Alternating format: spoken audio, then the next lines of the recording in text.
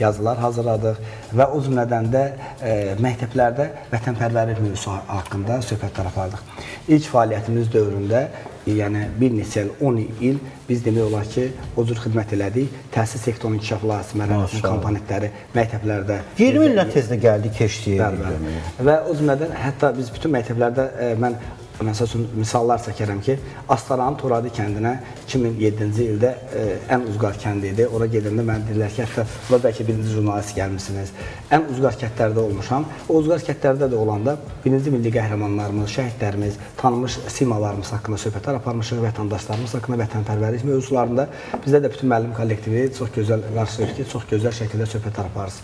Və sonraki dövrlərimizdə biz gördüyünüz kimi bu qəzetimizin xüsusi buraxılışı olan... Verin, mən təqdim edeyim, siz danışın. Xüsusi buraxılışı olan jurnallarımızda Respublikamızın qabaqcıl və nümunəvi həm şagirdlərini, həm